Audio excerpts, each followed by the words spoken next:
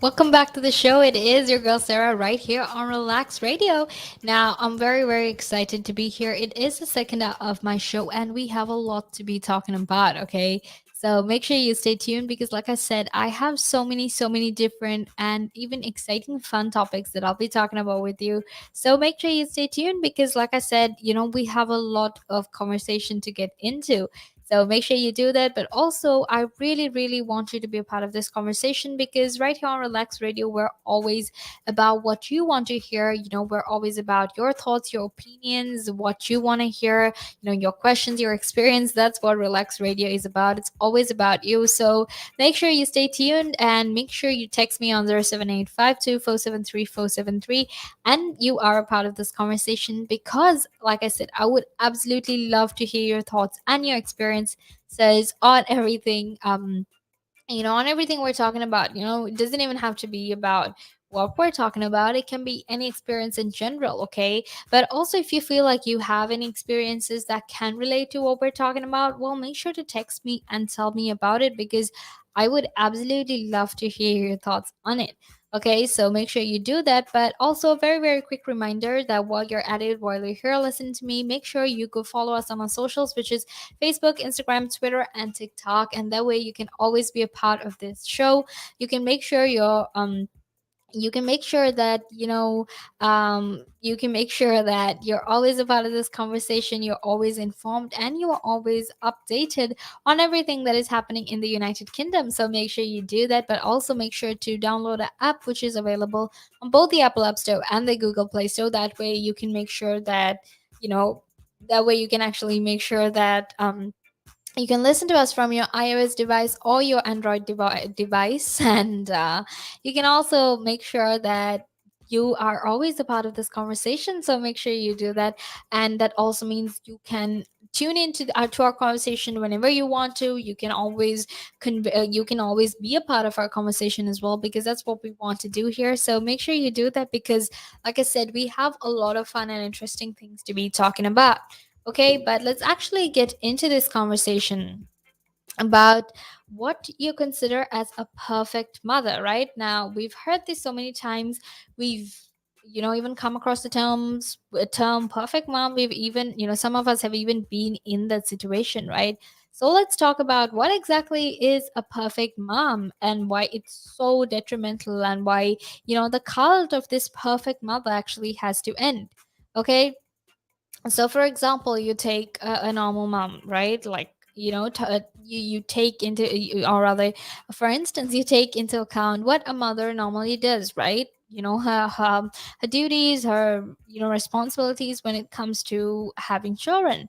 So one of the best examples that I can think of is, for example, if you're a mom, you're late for your son's school conference, or you forgot to pick up your daughter's prescription at the pharmacy and you still haven't figured out what you have to cook for dinner tonight, right? And I know a lot of moms can relate to this. I know my mom can because she has three kids. Okay, I have two other siblings, so obviously my mom has to deal with all three of us. And because you're a mother, because you have so many different things, especially when you're raising three children, you have a lot of things to actually keep in mind, because when it comes to raising children, it's not just your children. You have to take care of your husband, or this is what the narrative nowadays is. You have to take care of your husband, you have to take care of your children. You have to always put them first. You have to completely forget about your needs and your wants and whatever, because your family is important to you, and it doesn't matter what you want and what you like, because your family is your priority, right? And we've heard this like so many times, right? We've heard this narrative, we've heard this stereotype so many different times. But obviously, even though that's the case, even though we've heard this narrative so many different times, there are still moms out there who are in fact, who in fact have to go through a lot of negativity. They have to go through a lot of tough times just to make sure that their family is okay, just to make sure that their kids are okay, right? And that's what is sad, because you have a lot of these moms who are doing what they can to the absolute to their to the absolute best of their abilities, sacrificing everything. They give everything, but regardless of them doing all of that, they still have all these societal pressures, they still have all these different you know stereotypes and even narratives that they have to live up to. So obviously when it comes to all these instances, it's in fact, let's face it, it's quite hard to be a mom, right? And because we live in a society that is, constantly forcing our moms to become better moms, it's hard for them as well, right? So getting back into this conversation, or getting back into this example that I was just giving you, how sometimes you might forget to do certain things for your kids because you haven't even figured out what you have to make for dinner, but you also have like so many other things at the back of your head and so many other different responsibilities. And you almost like start hearing voices in your head that say, you're a bad mom, you messed up and you'll never get better. And then you sort of promise yourself that you will do better, you promise yourself that you'll become the perfect parent and never mess up again, right? And how many moms out there have actually experienced that? And even if our moms don't tell us that they experience it, you and I have both, we've seen our moms go through it, right? Because obviously, if you're really close to your mom, sometimes she doesn't have to tell you things. Sometimes from the way she acts, from the way she behaves, from the way she values herself, you can see that, she doesn't feel like she fulfilled all her duties. She doesn't feel like she did enough. And in fact, she doesn't even feel, worthy and valued. And that is something that a lot of moms actually face. That is something that a lot of mothers go through as well, right? Because that's just how society works. We have this ridiculous narrative set out for women, even men, but let's focus on mothers right now. We have this ridiculous narrative set out for mothers out there, and we just expect them to, be completely okay with this detrimental narratives, and we expect them to play into the stereotypes that we have created for them, right? Because to be quite honest, what mother actually hasn't experienced what you would refer to as the perfect mom syndrome, right? And how many times have they experienced it? I'm pretty sure they've experienced it countless times ever since becoming a parent, right? And repeatedly, these repeatedly, we ourselves, especially if you're a mom, our mothers, themselves, they actually fool themselves into believing that they don't measure up as mothers, and that perfection is a solution. Because let's be honest, how many of our mothers have actually sort of had to live up to these expectations? How many times have our mothers themselves blamed themselves for something that wasn't even in their control? Sometimes the pressure that you put on a mother is so much that they blame themselves for even the littlest thing. Okay, let's also talk about how looking after a child, taking care of a child is something that's so undervalued, right? You don't pay mothers to stay at home and look after their kids, but I personally think that you should do that, because looking after a child, taking care of a child, is something just as tiring, is something just as strenuous as an 8-hour job. Especially if you're a stay-at-home mom, then your job isn't 8 hours, it's actually 24 hours. So in fact, mothers should be compensated for the fact that they're staying at home and looking after children. Because we have this whole ideal of, mothers are raising the future generation, you're doing a service to society, you're like, the pillar that holds families together. So if that's the case, then why are we not paying moms? Why? I've always had that question, and I think it's a very fair question to have, because our mothers do just the amount of work that our fathers do. If anything, they do much much more, right? And I'm not trying to compare who does more work, but I feel like when it comes to the role of a mother, mothers are so undervalued, they're underpaid, they're unrecognized. And even when it comes to taking leave, leave, especially when you're pregnant, when you have children, even that leave is like, the pay is so bad for those leave days as well. So it's like there are so many problems for all the mothers out there, who there are so many problems that they face as well. And what happens when it comes to our mothers feeling like they aren't enough, feeling like they're not contributing enough, feeling that they're not worthy enough, is that they measure themselves up to perfection. They always try to be perfect, and they think that if they try to do everything perfectly, then they'll earn redemption for their mistakes, and they'll gain back that, right to be mothers, and they'll be considered, role models when it comes to becoming a perfect mother, or when it comes to being a good parent. They think just because they're perfect, they'll actually, you know, they'll actually be more appreciated, they'll actually be more valued.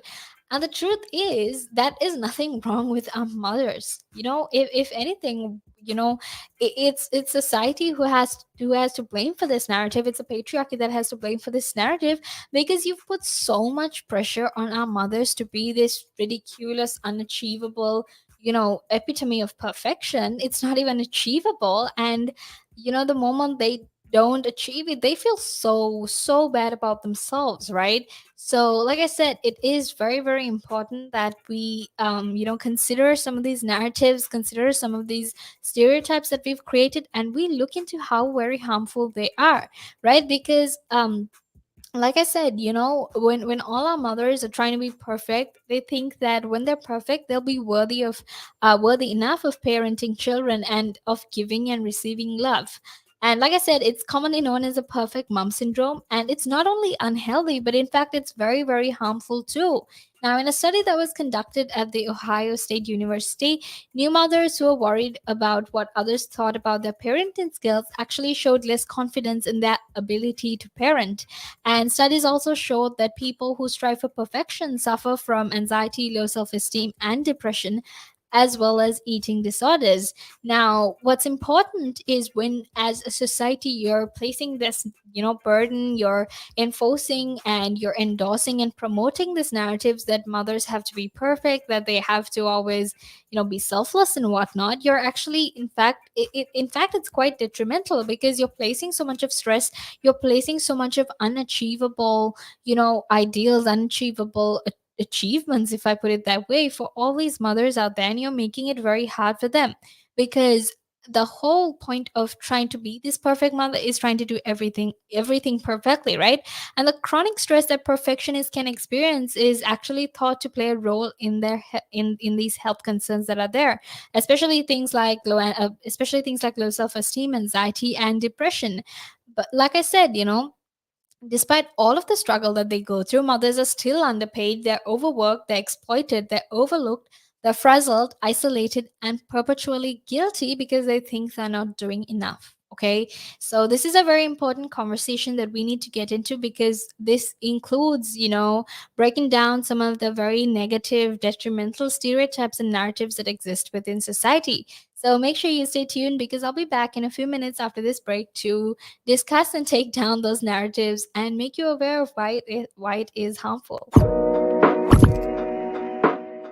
Now, there's a lot of conversation around who pays more taxes, if it is the rich or if it is the poor, right? When you are basically going out and during a day, you go to a restaurant, you have to pay taxes there. You buy a car, you have to pay taxes there. So why is it even a conversation that, the rich pay less taxes or the poor pay more taxes? Why is it a conversation like that? Because it's true, the rich generally pay less tax. A rich person walks into a Tesco's or a Sainsbury's, they're not going to get a different bill than another person, right? They're still going to pay the same VAT on those goods, they're still going to pay the same thing. So that's all the same. However, the differences come in if you can pay yourself from your own company, you can structure it in a way that you pay less income tax through paying a bit of salary, paying dividends, and so forth, and then also deferring income. Also, your pension payments or contributions can be different. So that increases your tax sort of gap, if you want to use it that way. Where a PAYE person just gets paid salary and bonus. And now those are the most highly taxed sources of income in the UK, definitely, in the UK. We've seen it, right? If an owner of a large public traded company does something wrong, irrelevant of what that company does or how valuable that company is, the stock generally falls into a pool of nothing, right? Because in a public company where the stock is traded openly on the stock exchange, the value of that stock is driven by supply and demand, it's driven by emotion, it's driven by news, it's driven by quite a lot of variables over and above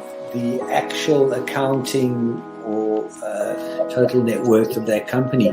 I mean, we've seen it, right? If an owner of a large public traded company does something wrong, irrelevant of what that company does or how valuable that company is, the stock generally falls into a pool of nothing, right? And the company may still have value, it may still be doing quite a good things.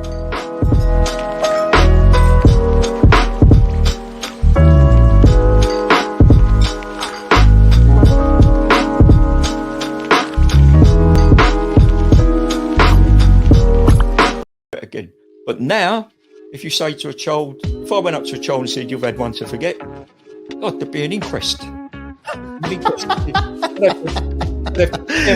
Me, why did you reject my son? Well, I haven't rejected your son. I want to talk about, how the generation gap, has how much it's changed, especially when you check the youth nowadays in comparison, to people back in the day. I'd say when I was younger, it was more disciplined. Not now. In comparison to now. Not at all. Not now. The way things are nowadays, the younger generation, you seem that they can't accept the word no. If that makes sense. They can't accept rejection, essentially, is all you're trying to say. Yeah, they can't accept the word no. So if you, how did I do? Or you didn't do very well. And they get upset. And when I was a youngster, my father used to say to me, because I used to be sport mad when I was very young. Well, I still am sport mad, but like participating in different sports. And if I had a bad game, for example, he might say to me, "You had one to forget." That's it. Your dad sounds like a smart guy. I mean, yeah, that's the real fact of the matter, yeah. He'd say to me, "You had one to forget. Get over it." And that was it.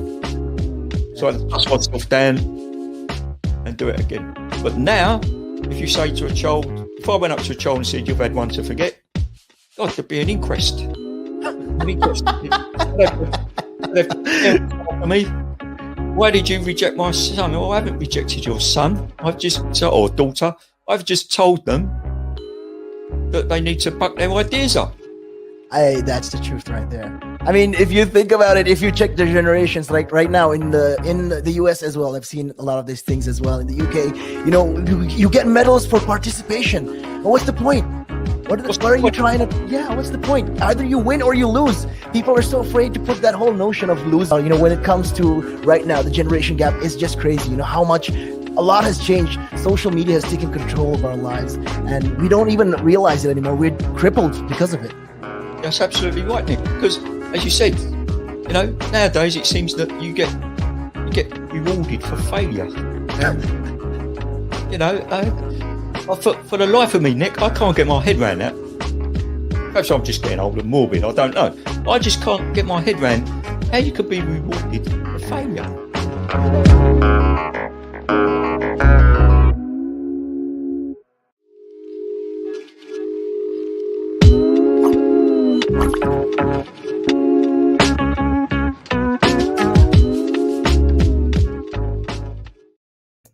Welcome back to the show. It is your girl Sarah right here on the Sunrise, and I am very, very excited to be here because we're talking about something that is very, very important. Okay, we're talking about motherhood. We're talking about how there is this whole, idea. There is this whole ideal of a perfect mother, and how this ideal is in fact very, very unhealthy. How it's detrimental, and how it has a lot of negative impacts for a lot of mothers out there.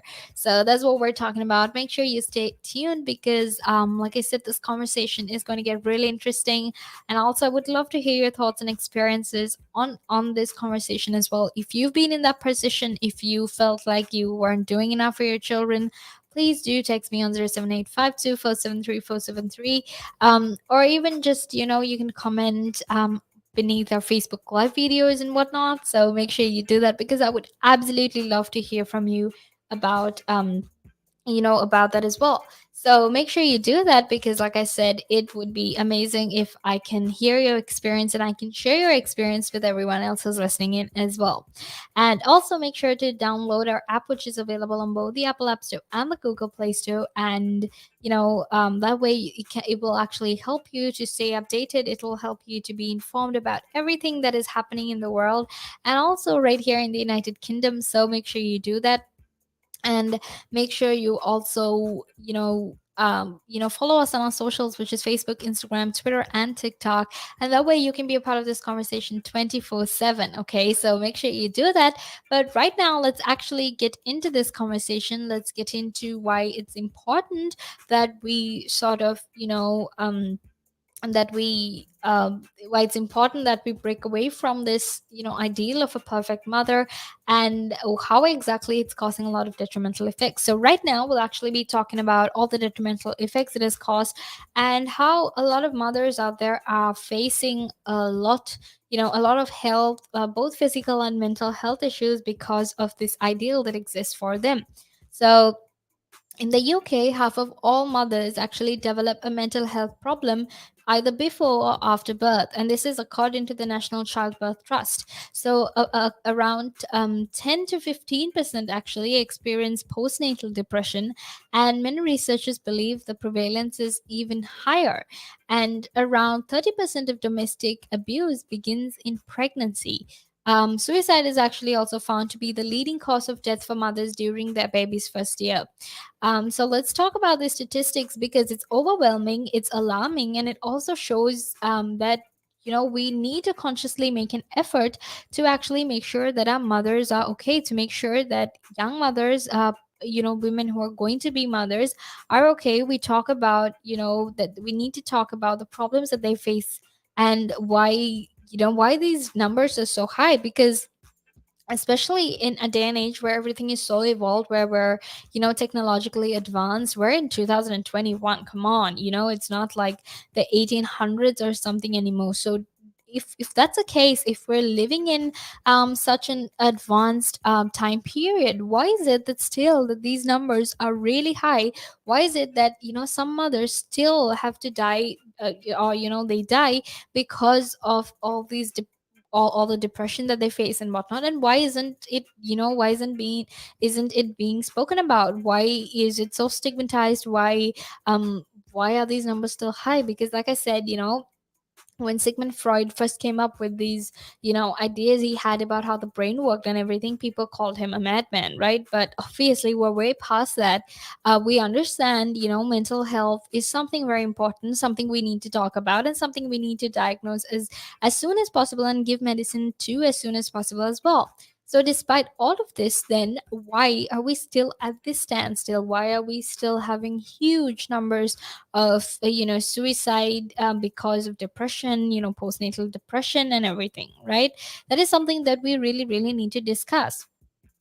Now, the research commissioned by the Red Cross and the Co-op in 2016 actually found that nearly half of mothers under 30 feel lonely often or all the time, and 82% feel lonely some of the time. Okay, now fewer than 7% of couples actually, which is done according to which was done in 2019, according a study that was done in 2019. Now, according to that study from the University College London, they split the domestic load, let alone the mental load, equally. Okay, so I just want to first make you aware of all these statistics and then actually talk about the problem. Okay, so like I said, mothers have this whole, they have this issue, where they feel like what they're doing is not enough. They feel like they're not worthy enough of being parents, and obviously that's because of all these, ideals, all these narratives that exist within society, where mothers are, supposed to be like robots basically. They're supposed to be happy all the time. They're always supposed to put the needs of the family before theirs, and they're always weirdly supposed to be happy and not get angry all the time, which I don't understand. because we're human. We all get angry at one point or the other. Forget gender, because there is this whole discourse also when it comes to gender and getting angry, but obviously that's for another day.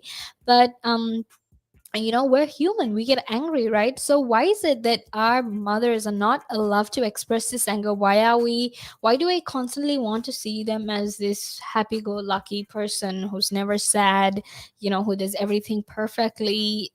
Why does this narrative exist? Is it because most of the time, even back then, when it came to these advertisements about raising children, when it came to advertisements about households, you literally didn't see the father anywhere. You'd see him coming back home from work and the mother being all dressed up and looking after the children and being happy. But other than that, when it came to taking care of children, you would never ever see the father anywhere around, even in advertisements, right? So obviously, you sort of begin to understand that even from all the time back then, this idea of this narrative has actually progressed, right? The fact that when it comes to parenting, when it comes to taking care of children, it's more of the mother's responsibility than the father's. And honestly, that to me is the most ridiculous thing. Even if I was alive back in the 1800s and they told me this, I would still be so I would still think it's so ridiculous, because it's not like it's not like only the mother is responsible for a child, right? Basically, when you're making a child, when you have a child, that is a collective decision that is made by both parents. So why exactly do we place more of a burden on the mother, and we don't even pay them for it? They're underpaid, they're unrecognized, they're unvalued, and we don't recognize anything they do for us, but we still we still have this whole idea that we want them to be perfect also, regardless of the fact that they actually have to take care of the child, they have to take care of the house, they have to make sure everything's perfect and in order to sort of to live up to those social ideals, to live up to these social expectations of how mothers should be, in addition to the fact that they get absolutely little to no support from their husband, or the father of the child. So I actually heard this story of I heard this story of this newly married couple. They got pregnant and they had a child, and when they had this child, the mother was this was right after she had given birth, right? And obviously, right after you give birth, it takes time for your wounds to heal and whatnot, right? So obviously, after that, what happens is, when you're taking those, when you're taking time, when it takes time for all those wounds to heal and whatnot, it's not like you can wake up at 3 in the morning and change the diapers of your baby, right? Because you're tired, you're in pain. And her husband actually refused to, change the diapers because he was grossed out by it. And in my head, I'm thinking, I don't know, this is something really normal. Why would you be grossed out by it? You do the same, except you can do it by yourself. And it was just, the wife, actually, the mother had to get up, regardless of the fact that she had wounds and scars and whatnot after pregnancy. She still had to get up at 3 in the morning and change the diapers. And I'm thinking to myself, this is ridiculous, because this woman also, she was telling it to a friend, and she was laughing, and they were like, oh, like, he's a man, so why he's a man, so you can't expect them to know these things. But like, to me, it's so ironic. It doesn't matter what gender you are, you need to be able to take care of a baby, you need to be able to help your significant other, right? Because like I said, having a child, bearing a child, it is a collective responsibility. It's not just something that only the mother does. The father is involved in it too, the boyfriend or the fiance, whoever, there are two parties involved when it comes to, having a child. So obviously, then in that instance, why are we still living up to this, archaic standards of how mothers should be? And why are we, making life so much harder for them and pushing these, very ridiculous and detrimental ideas? And then also we have this question of, the workload when it comes to, the chores in the house, the taking care of children, but also when it comes to, that burden of having a child, looking after that child. What about like your mental health in the process of you looking after your child, right? Because like I said, about 10 to 15% mothers actually experience postnatal depression, and suicide is actually one of the leading cause of death for mothers during their baby's first year. So we need to understand that when it comes to taking care of children, when it comes to when it comes to splitting the workload, when it comes to making sure that both the mother and the father have an equal amount or somewhat equal amount of the workload, we understand that those things happen quite rarely, right? Because like I said, it's only in some countries where you can get paternal leave as well, where you can take care of your child after they're born. That's only in some countries. That's not all over the world. And even now, when it comes to things like that, it's still frowned upon, it's still looked down upon. And I honestly do not understand why that is the case. Now, most mothers actually work part time, where pay is much lower and prospects for promotion are reduced by more than half. And by the time a woman's first child is 12, she's paid on average 33% less than a man, according to the Institute for Fiscal Studies. So, you begin to understand that there is, in fact, a huge gap when it comes to raising children. Because to me personally, I feel like when you become a mother, whether you make that decision consciously, like intentionally you become a mother, or accidentally you become a mother, but however it happens, you still love your children, right? You still take care of your children. And the thing is, when you have a family, when you're taking care of children, you sacrifice a lot. And despite the fact that there's so many sacrifices that our mothers do, I'm not saying our fathers don't do that as well, because I know so many dads out there who've made so many sacrifices for their children, for their families, right? But in my perspective, I feel like when it comes to mothers actually have to make way more sacrifices, right? Because you have to give up your job, you have to, because you're the one carrying the child. Obviously, you have to give up your job after a while, and even after the child is born, you have to do most of the work, right? Because you're in a traditional stereotypical sort of narrative. The father would go to work, earn the money, and the mother would stay at home and look after the kids. And the thing is, when are we going to understand that women are more than mothers, right? Women have more to do in life than mothers. And just because we're a mother, that doesn't mean our whole identity is a mother. It's just not our identity, it's just part of life. So there is, in fact, a lot of conversation. There is, in fact, a lot of narratives we need to discuss as well. So make sure you stay tuned, because I'll be back to discuss it all right after this small break. But until then, make sure you stay tuned. Again. But now, if you say to a child, if I went up to a child and said, you've had one to forget, God, there'd be an inquest. Me, why did you reject my son? Oh, I haven't rejected your son. I want to talk about, how the generation gap, has how much it's changed, especially when you check the youth nowadays in comparison, to people back in the day. I'd say when I was younger, it was more disciplined. Not now. In comparison to now. Not at all. Not now. The way things are nowadays, the younger generation, you seem that they can't accept the word no, if that makes sense. They can't accept rejection, essentially, is all you're trying to say. Yeah, they can't accept the word no. So if you, how did I do? Well, you didn't do very well. And they get upset, And when I was a youngster, my father used to say to me, because I used to be sport mad when I was very young. Well, I still am sport mad, but like participating in different sports. And if I had a bad game, for example, I'd say to me, you had one to forget. That's it. Your dad sounds like a smart guy. I mean, yeah, that's the real fact of the matter, yeah. He'd say to me, you had one to forget. Get over it. And that was it. So I dust myself down and do it again. But now, if you say to a child, if I went up to a child and said, you've had one to forget, God, there'd be an inquest. Me, why did you reject my son? Oh, I haven't rejected your son. Or daughter. I've just told them that they need to buck their ideas up. That's the truth right there. I mean, if you think about it, if you check the generations, like right now in the US as well, I've seen a lot of these things as well. In the UK, you get medals for participation. But what's the point? What are you trying to? Yeah, what's the point? Either you win or you lose. People are so afraid to put that whole notion of lose. When it comes to right now, the generation gap is just crazy. How much a lot has changed. Social media has taken control of our lives, and we don't even realize it anymore. We're crippled because of it. That's absolutely right, Nick. Because, as you said, nowadays it seems that you get rewarded for failure. For the life of me, Nick, I can't get my head around that. Perhaps I'm just getting old and morbid. I don't know. I just can't get my head around how you could be rewarded for failure.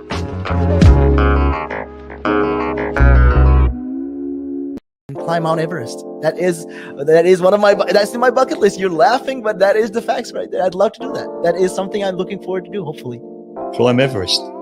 Mount Everest. I mean, okay, not the very tip of Mount Everest. Maybe the base camp at least. They're talking about mental health. If you went out and got some exercise in the fresh air, that will improve your mental health. It will make you feel better. That's true. That is true. I wholeheartedly agree. But then for some people, it's how do you find the motivation to, especially when it comes to riding a bicycle, to do it again and again and again and again? It's a cycle that you have to be used to. How do you do it? What makes you wake up in the morning and decide, hey, I'm going to pick my bike up today. I'm going to cycle. What makes you want to do that? What makes me want to do that? Yeah. What do you like? What could you give listeners, like people listening in right now? What kind of tip could you give them? Well, the first tip I would give them, if you haven't tried it before, try it. It can open up new horizons. It will make you fitter. It will definitely make you fitter. Cycling is one of the best forms of aerobic exercise you can do. It sounds like, if you think about it, yeah, it sounds like great fun. Because what essentially you're trying to say is also at the same time, when if you look at it from this perspective, with regards to mental health, especially when you look at it with mental health, this is another way to fight it. I feel like you go outside, you meet more people, you interact with, socially, you'll interact with more people, and you're keeping fit, you're making connections, you're breathing in the good and exhaling the bad. I feel like that's a great thing right there. Absolutely. Yeah, you got a better way with words than I have, I'll tell you. But you're quite right. What you say there. You're quite right. I've been doing this for quite some time. Hey, you'll get the hang of it. I've been doing it for about 10 minutes now, so yeah. That I can never really understand people staying in one room the whole day when you can have the world to see. I am a traveler. I travel. I love traveling. Traveling is just one of the things I do. And on top of my bucket list was, to one time, hopefully when I get there, go to Nepal and climb Mount Everest. That is one of that's in my bucket list. You're laughing, but that is the facts right there. I'd love to do that. That is something I'm looking forward to do, hopefully. Climb Everest. Mount Everest. Okay, not the very tip of Mount Everest, maybe the base camp at least. Base camp, yeah. At least. Would you be able to cycle there? Oh.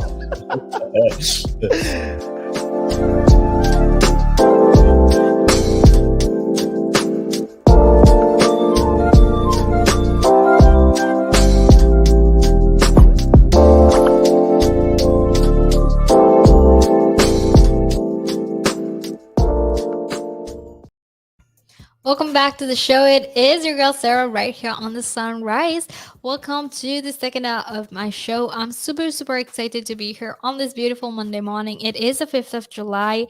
And I have to say, time has passed by quite fast, actually.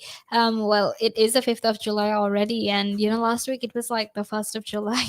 This year has passed by so fast. I feel like this is something that we all have, this revelation. We all have it every year. It's just the middle of the year and you realize, oh my gosh, this year has passed by so fast, right? So obviously that is what we all feel right now, especially because we've been stuck at home as well. We haven't really been feeling how soon time has passed because we've been stuck in the same place forever. But things are changing, vaccination is happening, so which means we might possibly be able to go out soon, right? But very very excited for that, so let's just wait and see how it goes. Okay, but welcome back to this conversation. I'm so glad that you're a part of the show because I love hearing your thoughts, your opinions, your messages, your experiences as well. If you want to share with me, make sure you do that. Just text me on 078 524 73473 and I can, share experiences with everyone else who's listening in as well. Okay. Make sure to follow us on our socials, which is Facebook, Instagram, Twitter, and TikTok. And that way you can keep yourself updated and entertained as well with the best content. And also, make sure you are informed about everything that is happening in the world as well. So make sure you do that. But right now, let's actually get into this conversation about parenting, the cult of the perfect mother, and how it's very, very detrimental to a lot of the mothers out there. So, when it comes to being a mother, what are the different pressures a mother faces? So, one of the main pressures a mother faces is these perfectly filtered images that parents see daily on social media. Now, my best example for this is you have this reality TV shows about parenting, and I can't remember what they're called, but I just remember the name of one person in it. I just remember Austin McBroom. And I can't remember the name of their channel, but if I do remember, I will tell you. But for example, this whole not necessarily them, but there are so many other, YouTube parenting channels, or these YouTube couples that actually talk about, being perfect parents and giving the children the best. And despite all of that, despite the fact that they have 3 4 kids, they still look pretty, they still have that size 8 figure and everything. And when you're a mother was just given birth, who doesn't definitely have that size 8 figure, when you're constantly seeing pictures like that, when you're seeing YouTube videos like that, things are the chances are it's actually going to affect you, right? Which is what is happening in the world right now. A lot of the parents actually say that they can't relate to half of the parents actually say that they can't relate to the pictures they see on sites like Instagram and Facebook that are meant to depict parenting, and 70% actually wish that there was in fact a much more honest representation of what parenthood really looks like on social media and even in pop culture. Because you and I have both seen these amazing parents on, you know on TV shows, in music videos, even in books. But the thing is, you can never be a perfect parent. Like, you can be a good parent though, but you can never be a perfect parent. And where exactly do you draw the line with, being a perfect parent? At what point are you going to stop it? Because it's not only detrimental to yourself, it's also detrimental to your children as well, because you're sort of setting this precedent, you're sort of setting this example that when they themselves become parents, they have to be perfect. You have no choice if you don't become perfect. If you're anything but perfect, you're failing at what you're doing, right? Which is a very, very negative, which is a very very, how would I put it, distressing, not demotivating way to actually portray parenthood. Now, we live in this world that is very social media scrutinized. It's a global competitive world, and every aspect of a child's life actually must be optimized, right? But because domestic life has become Instagram filtered, privatized, and atomized, this whole, message board actually of perfection, happiness, positivity doesn't actually really exist. Like, realistically, when you think about it, being a parent isn't all happy. Being a parent is stressful. It's tiring. You have to take care of children, and after a while they grow up, and they have their own thoughts and ideas, and then they try to tell you what's better for them and how they know better than you, and it's frustrating, right? So why is it that they never ever portray, realistic images of parenting? I think I've just seen one TV show called The Middle. It's also really funny, but it's about, this family that is not a perfect family at all. They're, a middle income family. They don't really have money, like, or like so much of money, like an exorbitant amount of money to do, ridiculous things. They are like a normal family, and I think it's very important for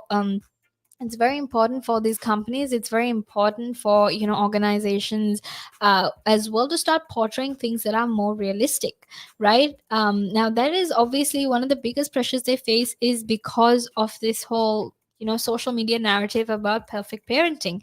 And like something else that, these mothers do when they have to live up to these perfect examples of being mothers, sometimes when they have 3 children, or 4 children, they cook 3 separate dinners for, for different kids, because they're fussy eaters. Whereas their own mothers, the mothers of the mothers, they would have just given them one food item and told them to eat it. Like, eat it. This is what you get to eat. If you can't eat it, then well, you don't have a choice. You will just have to starve then, right?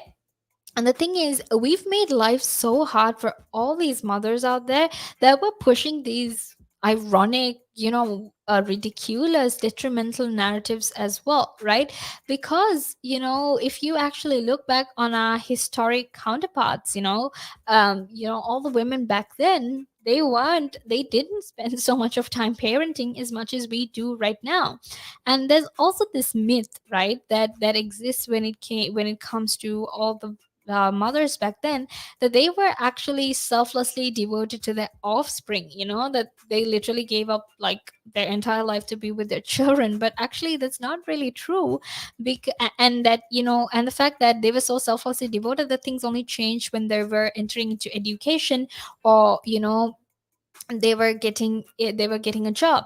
But of course, history records this to be false, because before the 20th century, children were actually sent out with witnesses, and they were parked in prams on the street, and they asked their other older children to watch their younger siblings, or even neighbors sometimes. So actually, if you think about it, mothers in a number of Western countries today actually spend more time looking after their kids than they did 50 years ago. So actually, if you think about it, things have really, really changed. And we also have this idea, we have this narrative that, a mother, when you're a mother, you have to put everyone else's needs before them. How much of pressure does that put on a mother? I mean, imagine the fact that you have to completely ignore the fact that you yourself have emotions just to look after your family, and you can't ever get mad. You can't ever, express the fact that you're not okay, because you're not allowed to do that. Because if you do that, you're considered a terrible mother. And also this narrative that you have to always be happy, and you can never ever get angry. Like, what? How ridiculous is that? How can someone never ever get angry? Even a child gets angry. So why are we not letting our mothers get angry? So these are some of the pressures that they face because of some of these narratives that exist. But make sure you stay tuned, because I'll actually be back in a few more minutes to talk to you about this whole imposter syndrome when it comes to being a mom, and what it means to accept the fact that you can't be a perfect mother, but you can be a good mother, and how to actually get out of this mindset. Okay, so make sure you stay tuned, because I'll be back in a few more minutes to actually talk to you about it. Again. But now, if you say to a child, if I went up to a child and said, "You've had one to forget," God, there'd be an inquest. Me, why did you reject my son? Well, I haven't rejected your son. I want to talk about how the generation gap, how much it's changed, especially when you check the youth nowadays in comparison, to people back in the day. I'd say when I was younger, it was more disciplined. Not now. In comparison to now. Not at all. Not now. The way things are nowadays, the younger generation, you seem that they can't accept the word no. If that makes sense. They can't accept rejection, essentially, is all you're trying to say. Yeah, they can't accept the word no. So if you, how did I do? Or you didn't do very well, and they get upset. And when I was a youngster, my father used to say to me, because I used to be sport mad when I was very young. Well, I still am sport mad, but like participating in different sports. And if I had a bad game, for example, I'd say to me, "You had one to forget." That's it. Your dad sounds like a smart guy. I mean, yeah, that's the real fact of the matter. Yeah. He'd say to me, "You had one to forget. Get over it," and that was it. So I dust myself down and do it again. But now, if you say to a child, if I went up to a child and said, "You've had one to forget," God, there'd be an inquest. Me, why did you reject my son? Well, I haven't rejected your son. Or daughter. I've just told them that they need to buck their ideas up. That's the truth right there. I mean, if you think about it, if you check the generations, like right now in the US as well, I've seen a lot of these things as well. In the UK, you get medals for participation. But what's the point? What's What the are you point? trying to? Yeah, what's the point? Either you win or you lose. People are so afraid to put that whole notion of losing. When it comes to right now, the generation gap is just crazy. How much a lot has changed. Social media has taken control of our lives, and we don't even realize it anymore. We're crippled because of it. That's absolutely right, Nick. Because as you said, nowadays it seems that you get rewarded for failure. For the life of me, Nick, I can't get my head around that. Perhaps I'm just getting old and morbid. I don't know. I just can't get my head around how you could be rewarded for failure.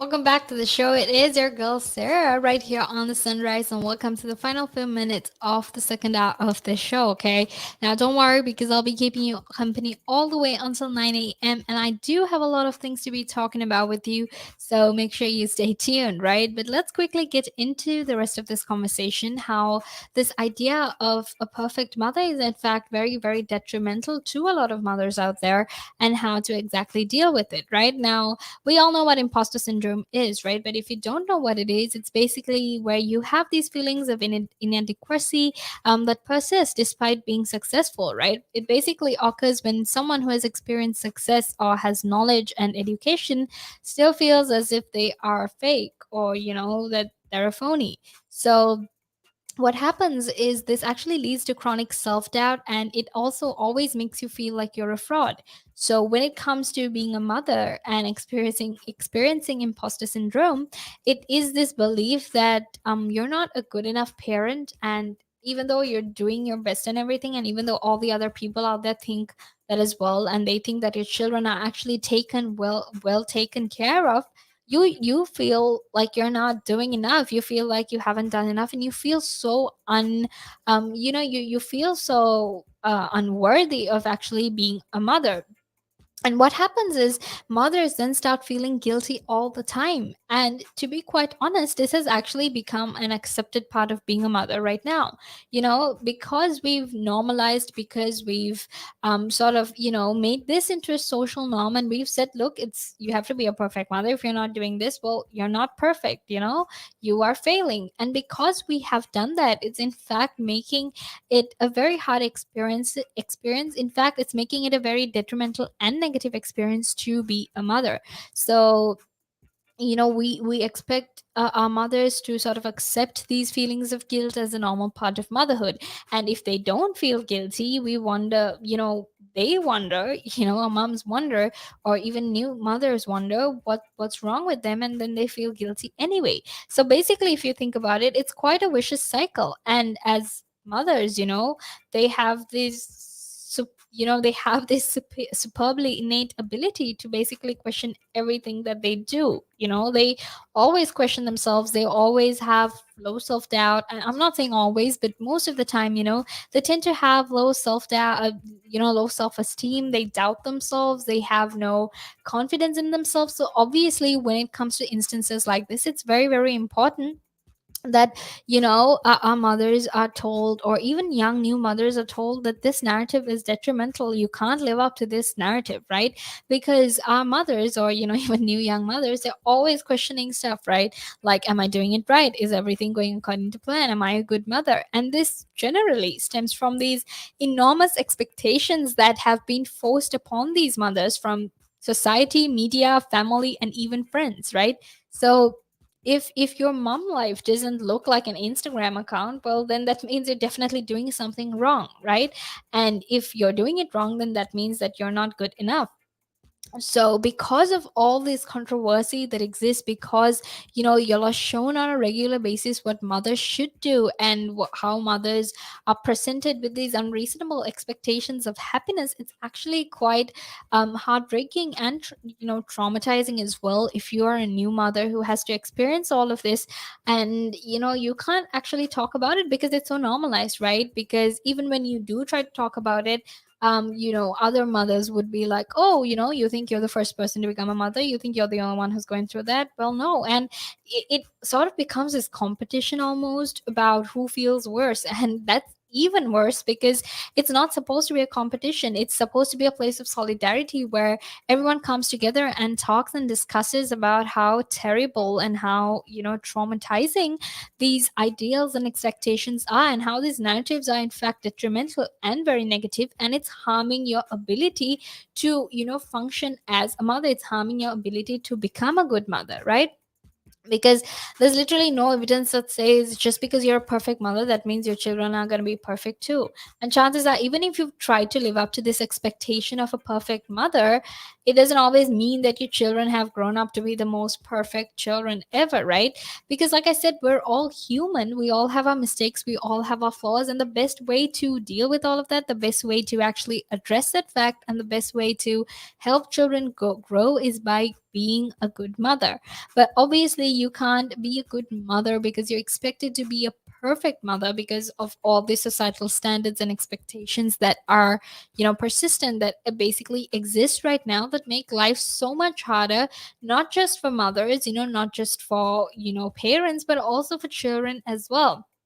you know because it's always about, providing things for your children. It's always about making sure your kids are okay. But when do you actually stop and think if you're okay? And it's very, very important that despite having children, despite going through all of these 101 issues that are there in the world, that you take a minute to yourself and ask yourself if you're okay. you know because more often than not, when you're a mother, you tend to, like I said, because as young girls, we've been taught to put everyone else's needs before ours. We tend to completely forget the fact that we ourselves are human too. And in that instance, because we forget we're humans, we forget the fact that we have normal human problems like, am I okay? Am I actually happy? Am I actually satisfied? Do I feel okay? Am I feeling burdened? Am I feeling stressed out? Am I feeling anxious? We forget the fact that we ourselves are human, and we forget the fact that we ourselves, need to take care of we ourselves need to take care of ourselves rather, and we need to actually make sure that we're okay. Because if you're not okay, then it's hard to take care of someone else, right? Because you're constantly going to be worrying about everything. You're not going to be happy, you're going to be depressed, and it's going to be very stressful and strenuous for people, right? So, and it's not just people, for yourself as well. It's going to be very, very strenuous. So obviously it's important that you keep that in mind. It's important that you sort of understand that you yourself is a person. You take that, you sit down, take a few minutes and think, am I okay? I've been putting everyone else's needs before mine. I've been contributing to everyone else's happiness, but what about my happiness? What has anyone done for my happiness? Is do people even care about how I am? And those are very valid questions that any mother should ask. And regardless of whether you're a mother or not, that is a very valid question anyone should ask. Because at the end of the day, as much as you're all about taking care of kids, as much as you're all about, looking after your family and whatnot, you also need to take care of yourself, right? Like I said, just because you're a mother, that doesn't mean your whole identity is a mother, right? Like, for example, I'm Sarah, but that doesn't mean I identify as a mother, right? I identify as a woman with ambition, with purpose, with interest, with, goals, different things I want to achieve, different things I like to achieve. And that doesn't mean that my whole life is going to be centered on raising children. Sure, when you raise kids, it's basically a full-time job because you have to take care of your kids. But the thing is, eventually your kids grow up and they're capable of looking after themselves, right? So then obviously looking after your children or being a mother isn't your identity.